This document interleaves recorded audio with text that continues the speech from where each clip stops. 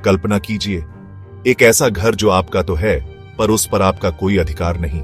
आप अपने ही आंगन में खुलकर सांस नहीं ले सकते। आपके खेतों में उगने वाला अनाज आपका नहीं होता। आपके बच्चों का भविष्य कोई और तय करता है। ये सुनकर कितना अजीब और दर्द भरा लगता है ना? बस कुछ ऐसी ही स्थिति थी हमारे प्यारे भारत की लगभग 200 वर्षों तक। अंग्रेजों ने हमारे देश पर कब्जा कर लिया था और हम अपने ही घर में गुलाम बनकर रह गए थे। भारत, जो कभी सोने की चिड़िया कहलाता था, उसकी चमक फीकी पड़ रही थी और उसके पंख जंजीरों में जकड़ दिए गए थे। हर रात एक अंधेरी सुरंग जैसी लगती थी जिसका कोई अंत नहीं दिखता था। इसी अंधेरे में उम्मीद का एक छोटा सा दिया टिमटिमाने लगा था। 1857 में यह बीज पहली बार एक बड़े पेड़ का रूप लेने की कोशिश में अंकुरित हुआ। मंगल पांडे जैसे वीरों ने एक चिंगारी सुलगाई। रानी लक्ष्मीबाई जैसी वीरांगनाओं ने अपनी तलवार से अंग्रेजी हुकूमत को चुनौती दी।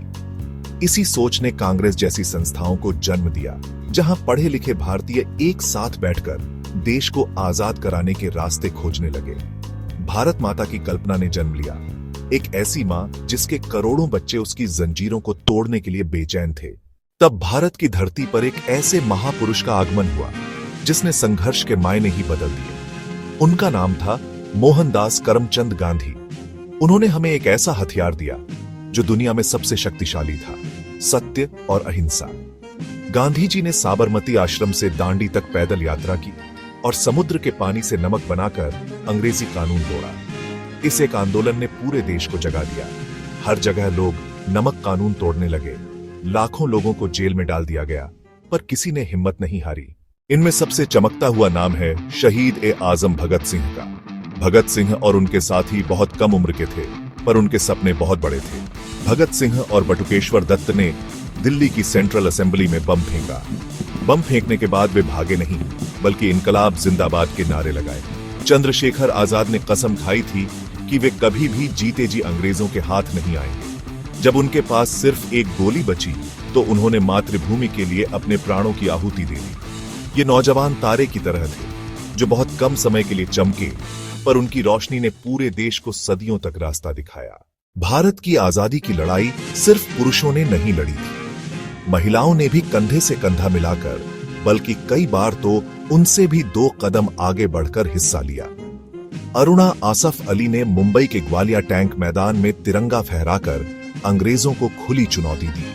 वे जुलूसों में शामिल होती थीं, धरना लेती थीं, विदेशी सामान की दुकानों के सामने पहरा देती थी। उन्होंने गुप्त रूप से संदेश पहुंचाने का खतरनाक काम भी किया।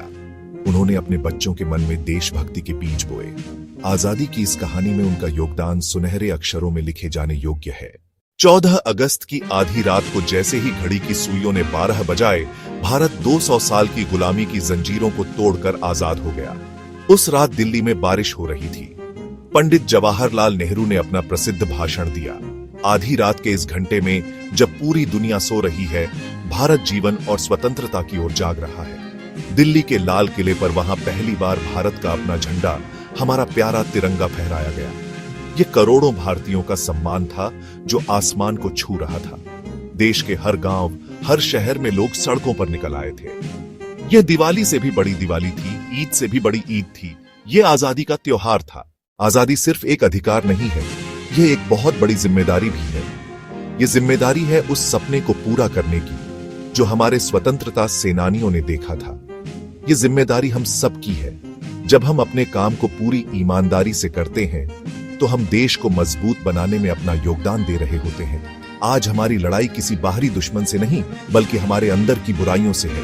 हमारी लड़ाई गरीबी से है, भ्रष्टाचार से है, अज्ञानता से है। स्वतंत्रता दिवस हमें यह याद दिलाने का दिन है कि हमें अभी एक लंबी यात्रा तय करनी है। हमारे शहीदों ने हमें एक आजाद देश तो दे दिया, पर इसे एक महान देश बनाने की जिम्मेदारी अब हमारे कंधों पर है। आजादी की कहानी हमें एक बहुत महत्वपूर्ण सबक सिखाती है। एकता में ही शक्ति है। जब हम भारतीय बनकर एक साथ खड़े हुए तो हमने दुनिया की सबसे बड़ी सल्तनत को भी घुटने टेकने पर मजबूर कर दिया। जैसे एक माला अलग अलग फूलों से मिलकर सुंदर बनती है, वैसे ही हमारा देश भी अलग अलग संस्कृतियों से मिलकर खूबसूरत बनता है। आज इस स्वतंत्रता दिवस पर हम सभी को एक संकल्प लेना चाहिए। हम संकल्प लें कि हम अपने स्वतंत्रता सेनानियों के बलिदान को व्यर्थ नहीं जाने देंगे। हम संकल्प लें कि हम एक ऐसा भारत बनाएंगे जहां हर कोई सुरक्षित महसूस करे। भारत एक युवा देश है और आप, देश के युवा, इसका भविष्य है। हमारे शहीदों ने हमें आजादी का एक दिया जलाकर दिया है। अब इस दिए की लौ को जलाए रखना और इसकी रोशनी को पूरी दुनिया में फैलाना हमारा काम है। आइए हम सब मिलकर एक भारत, श्रेष्ठ भारत के सपने को साकार करें। दुनिया को दिखा दें कि हम भारतीय जब एकजुट होते हैं तो कुछ भी हासिल कर सकते हैं। जय हिंद।